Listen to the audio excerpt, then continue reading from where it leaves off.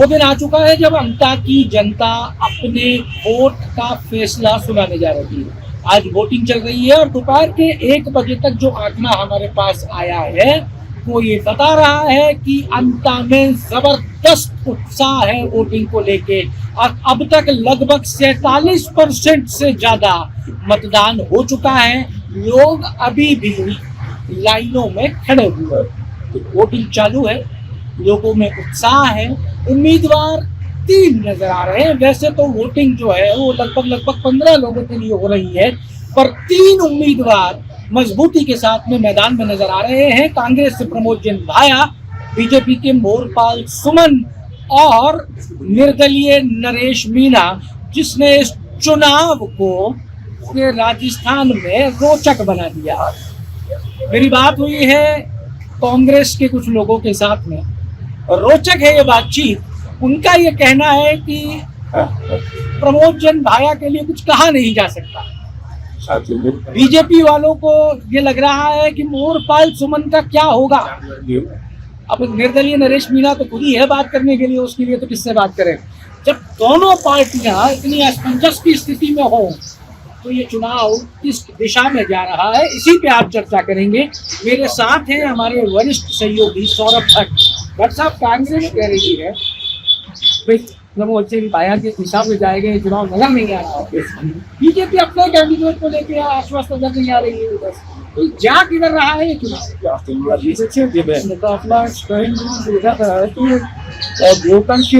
की कोई सारी चीजें चलती है,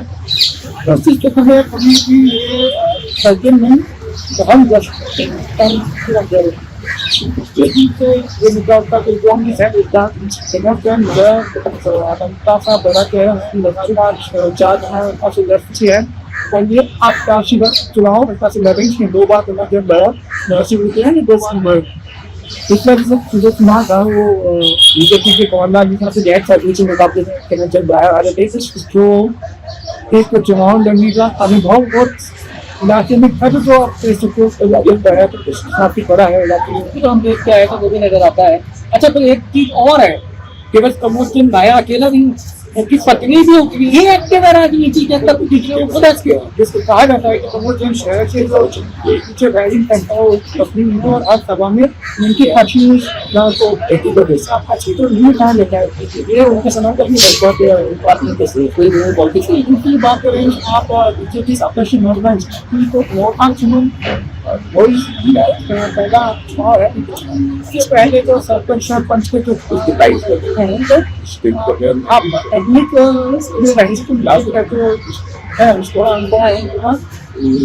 आप जो विधानसभा का चुनाव है, इससे प्लस पॉइंट भी है उनके साथ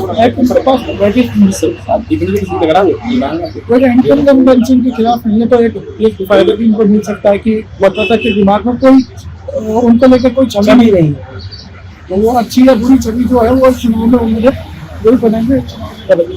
नरेश मीणा आप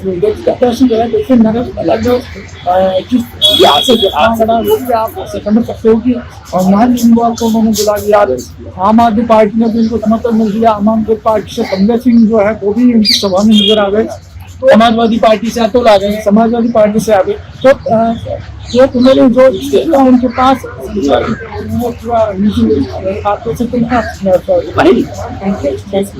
तो इस मुकाबला पहली बार अमता की जनता जो है वो मुकाबला देश की आस्था में कभी भी जो पिछले 4 चुनाव है तो इतना संघर्ष करने की जरूरत। हम कल भी चर्चा कर रहे थे, तो कल भी हमारी चर्चा में विषय है 4 क्षमता है चुनाव। एक प्रेजेंट मुख्यमंत्री भजनलाल अशोक गहलोत, पूर्व मुख्यमंत्री वसुंधरा राजे, पूर्व मुख्यमंत्री और शिवराज सिंह चौहान तक की एंट्री अमता के चुनाव में हुई। उसके बावजूद और वोटिंग परसेंटेज जो भी 1 बजे तक सामने आया है वो 47% के आसपास वोट पड़ चुका है। यानी कि वोटिंग तो कहीं नजर आ रही है कि 80 पुराने रिकॉर्ड और क्यों आगे बढ़ रहे हैं। अब देखिए जैसा मतदान तो जो सही होता है, अब 1 बजे तक काफी तेज होता है मतदान का टाइम, 3 बजे से लेकर और अगर गर्मी ज्यादा है तो 4 वोटिंग थोड़ा कम टाइम में जाता है। आप कह सकते थोड़ा स्लो रहता है, तो लगभग आप समझ सकते हो पिछली बार 80% की वोटिंग हुई थी, तो इस बार 80 तक तो पहुंच से आप संभावना जता सकते हो कि 80% को वोटिंग होगी। अब 80% कैंडिडेशन देती है, ये शाम तक थोड़ा सा जिसके भी जिसके सामने 80% के बाहर ही जाएगी। पास का क्लियर इसे क्या मायने के लिए 80% से कम चाहिए। सत्ता का जो है वो जितना आप सकते कि लोगों के बनने की सत्ता है जिसकी है उसको समर्थन में कोई कदम होता है वो कितना असर करेगा है। कांग्रेस ये जो कांग्रेस की आप कैंपेनिंग के बारे में बात कर सकते हैं, कांग्रेस की कोई कमी नहीं। अशोक गहलोत ने लगातार सचिन पायलट ने सभा की, अशोक चांदना वहाँ पर लगातार क्योंकि अशोक चांदना आरोग्य क्षेत्र को बहुत अच्छे से जाते हैं और आरोग्य क्षेत्र से चांदना चांदना ने काफी कैंपेनिंग मिला कि आप वोटिंग जो है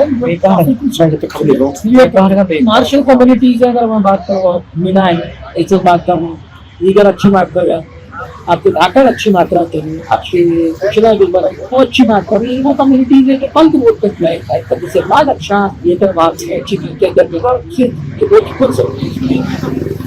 बहुत ज्यादा ही अगर बात की जाए कांग्रेस की कैंपेनिंग पे आपके काम नरेश मीना निरंतर रूप से सचिन पायलट का नाम सचिन पायलट को कसना है जहाँ जहाँ कांग्रेस ने पीछे धकेलना था उसे सचिन पायलट के नाम पे वो यार बना के इस्तेमाल खूब किया है सचिन पायलट की। तो कांग्रेस की कैंपेनिंग में अशोक गहलोत का जाना, पायलट का जाना, डोटासरा का जाना और नरेश का निरंतर उपयोग करना हथियार की डैमेज किया है सर, क्योंकि उसका टारगेट ही सीधा सीधा प्रमोशन नया नजर आ रहा है। देखिए आप जब विचार के आप अशोक गहलोत वहाँ पर चुनावी सभा के संबोधित कर रहे थे, ये कहा भी था कि नरेश मीना जो है वो सिर्फ वोट काटने का काम कर रहा है कांग्रेस के लिए। और अशोक गहलोत की नरेश को लेकर कई बातें भी रेटिंग ज़्यादा थी ज़्यादा, और ये भी बात है कि पिछला चुनाव भी हम इनको वो वजह से भी ऐसी बातें तो लेकिन इलेक्शन रहे और सभी का प्रेजेंटेशन करने का अपना रहा लेकिन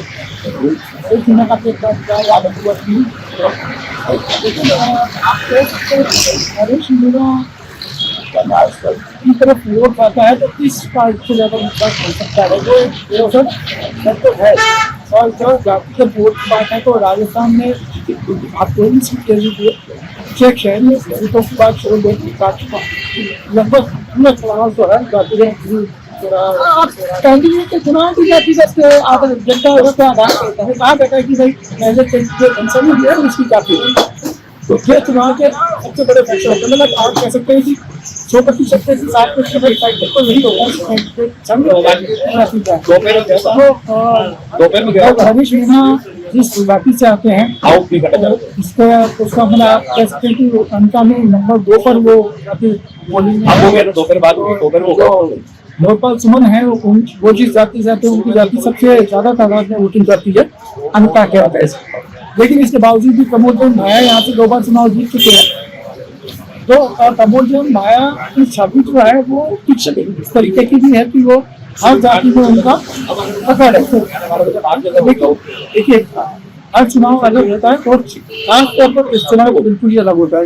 आप कह सकते हो कि आम चुनाव और चुनाव जो है वो कंपेयर उनको नहीं कर सकते, क्योंकि आम चुनाव में पार्टी बहुत बड़ा फैक्टर होती है और उपचुनाव के अंदर कैंडिडेट की छवि और इस तरीके से सत्ता बल ये काफी मायने रखता है। तो सत्ता बल अगर मायने रखता है तो फिर भारतीय जनता पार्टी अपने कैंडिडेट के लिए प्रदर्शन करने के बाद कंपेनिंग करने के बाद नस्ली कैंडिडेट को लेकर सरकार क्यों नहीं नजर आ रही है, मजबूत क्यों नहीं नजर आ रहा है, इनके किस बात की इनके जो निशान होते हैं चेहरे जो क्यों आ सकते देखिए आप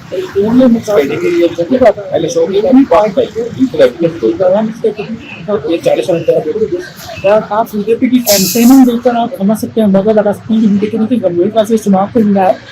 दक्षिण के राज्य जो है वो प्रचार के अंतिम सप्ताह में सक्रिय तो नजर आई, लेकिन जब बकरी हुई तो जब से ही मैदान में रही लगातार उन्होंने रोड शो भी चले लगे और जनसंपर्क की रैलियाँ, छोटी छोटी रैलियाँ भी उनके जो कुछ रहे साल से दुष्यंत सिंह वो भी लगातार रोड पर सिंधी के साथ टिप्टिंग करते रहे। और मुख्यमंत्री जगन्नाथ शर्मा 2 बार वहाँ पर गए। बीजेपी के पूरे मंत्रियों का लवाजमा, बीजेपी के जो कार्यकर्ता थे, कुछ ऑफिस वर्कर्स थे, आप काफी बड़ी तादाद में आप देख सकते थे यहाँ पर नेता पर जो समित 4 से वगैरह है, तो जिससे में आपका आप कह सकते हैं कि ताकत लगाई है इस जनता को जीत करके लिए। अब बात करें दूसरे प्रत्याशी नरेश मीणा की, आपने कहा 8 तारीख को जो एक बड़ी सभा करी थी उसमें कई लोग मौजूद है, तो साथियों के लोग मौजूद है, लेकिन नरेश मीणा 8 तारीख तक इस चुनाव को अध्यक्ष ही रहे, उससे पहले कोई नहीं पहुंचा था। 8 तारीख तक तो अपने आप को कर सकता कि लोगों को आने के लिए मजबूर होना पड़ा यार, ये बड़ा हो गया है मामला, और वहाँ पहुंच के भी लोगों को यकीन नहीं था, इतना कुछ ये यहाँ पे खड़ा कर दिया गया। अब कहा गया कि लोग बाहर ही नहीं है, तो राजस्थान से बोला नरेश मीणा की जीत आपको आप कैसे बोलते हो, राजस्थान की राजनीति पे एक नया नाम हमसे होता नजर आ रहा है। आप कह सकते हैं कि 8 तारीख को जो बहुत बड़ा असर आगे जो जनसभा ने किया आया। आप जो बात करते हैं राहुल के बारे में, तो ये कहा जाता था कि एकदम विचलता दिया हनुमान जंगल को स्पीच करने को लगातार उनके साथ रहे, तो तमाम जो चीजें थी, समीकरण थे, वो अचानक बदलते नजर आए और बीजेपी के बाद ज्यादा सक्रिय नजर आई मैदान के अंदर की कहीं चीजें गड़बड़ न हो जाए।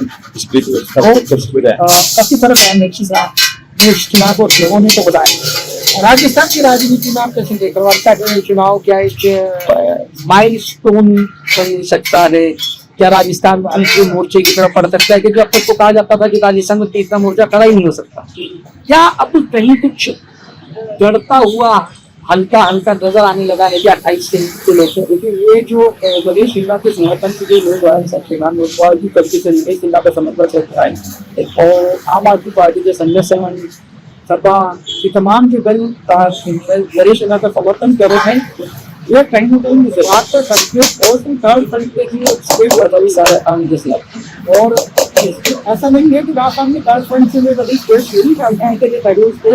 जिसमें दूसरे की वर्सेस कांग्रेस का मुकाबला हो गया, और आप इस तरफ ना ऊपर देखें तो अशोक गहलोत की सरकार को निकलने के भरोसे चल रहा है, तो 4-5 की बस, लेकिन सरकार उनके भरोसे चली, बहुमत नहीं लाता है और निर्दलीय के भरोसे उनकी सरकार चली। और इससे पहले भी अशोक गहलोत की सरकार जो थी तो निर्दलीय के समर्थन की चली, तो हर पल के लिए स्कोप है, आप कह सकते हो कि 25-30 सीटों का स्कोप था राजस्थान में रहा है, लेकिन इस बार ये सब मुझे लगता है कि ये और बढ़ेगा, तो ये अंतर का चुनाव जो है कहीं ना कहीं एक माइलस्टोन की तरह साबित हो सकता है। हाँ, निश्चित रूप से आप कह सकते हैं कि जिस हिसाब से यहाँ पे त्रिकोण में मुकाबला होगा, कोई रखता का चुनाव और थर्ड फ्रंट के लिए एक माइलस्टोन के साथ दोनों को मेहनत करा देगा, जब थर्ड के लिए माइलस्टोन के दोनों पार्टियों को मेहनत करनी पड़ जाएगा। और आप विधानसभा इलेक्शन की बात करें या जो निकाय चुनाव एक पंचायत चुनाव होंगे, उन पर भी पंचायत पसंद नहीं देखा है, तो वोटिंग आप देख रहे हैं जैसे क्या आसपास में मुझे लगता है कि 45% वोटिंग हो गई, तो लगभग आधी वोटिंग हो जाती है, तो बस आधी बाकी जो 6 बजे तक वोटिंग होती है, लगभग इतनी ही वोटिंग और तो लगभग 80 के आसपास हो गया, 80 से 85 के आसपास वोटिंग हो सकती है, हो जानी चाहिए। अगर 80-85 जाती है तो वही 70-75-80 हजार वोटों पे जो है कि आपका जीत हार का फैसला मुकाबला खड़ा है, वोटिंग हो रही है, उसका मुकाबला खड़ा। देखिए साहब, मुकाबला खड़ा है, हम पहले दिन से कहते आ रहे हैं, जनता के जो चुनाव है ये कोई आम चुनाव नहीं है, ये माइलस्टोन बनेगा राजस्थान की राजनीति के लिए, और वो कहीं ना कहीं बनता जा रहा है। आज की इस बातचीत में 3 चीज निकल के आ रही है। वोटिंग परसेंटेज बढ़ा है, ज्यादा है वोटिंग परसेंटेज, और कहीं ना कहीं पिछली बार के रिकॉर्ड को तोड़ने की तरफ बढ़ रहा है। अंता में लोगों के अंदर जोश है। दूसरी चीज, प्रमोद जन भाया का अपना एक प्रभुत्व है। देखना ये होगा कि प्रमोद जन भाया उसको कितना मैनेज और मेंटेन करके रख पाते हैं, क्योंकि प्रमोद जन भाया अकेले चुनाव नहीं लड़ रहे हैं, उनकी धर्म पत्नी भी उनके साथ कंधे से कंधा मिला के राजनीति करती है और उनका अपना एक अलग प्रभाव है। बीजेपी के मोरपाल सुमन नए व्यक्ति हैं, कोई बैगेज नहीं है, कोई आरोप नहीं है, कोई एंटी इनकम्बेंसी नहीं है, सरकार साथ खड़ी है, वसुंधरा राजे का समर्थन है, तो किस दिशा तक ले जाते हैं और कितना खींच पाते हैं मोरपाल सुमन, ये अब बीजेपी को देखना होगा। नरेश मीणा ने लेकिन एक अच्छा और नया अध्याय वहां लिख दिया है। राजस्थान में थर्ड मोर्चे की गुंजाइश हमेशा से थी, 4-5-6 सीटों को सिमटता आया, अब 20-25-30 सीटों तक ये जा सकता है। कारण बड़ा स्पष्ट है, क्योंकि अब तक नेता इच्छा रखते थे थर्ड फ्रंट की, लेकिन इस बार जनता ने भी नेताओं का समर्थन कर दिया है। वगैरह तो नहीं साहब मेरा होगा इस बार लग रहा है कि जनता तो सीनियर नेता की तलाश कर सकती है। करने के लिए प्रभावी बेस के लिए आने वाले निश्चित रूप से नजर आ रहा है। तो एक बार वोटिंग पूरी हो जाने देते हैं, उसके बाद में दोबारा बातचीत करते हैं और आपको लेके चलते हैं उस जगह पे जहां जाना चाहते हो। आप ये जानना चाहते हो निरंतर रूप से कि कौन आ रहा है, हम भी प्रयास करते हैं निकालने का, और अगर आपको पता लग जाए कमेंट बॉक्स में आप लिख दीजिएगा कि कौन आ रहा है, हम आपको कवर कर लेंगे। जुड़े रहिए हमारे साथ। अमर उजाला के लिए मैं आशीष और मेरे सहयोगी सौरभ भट्ट, जयपुर से।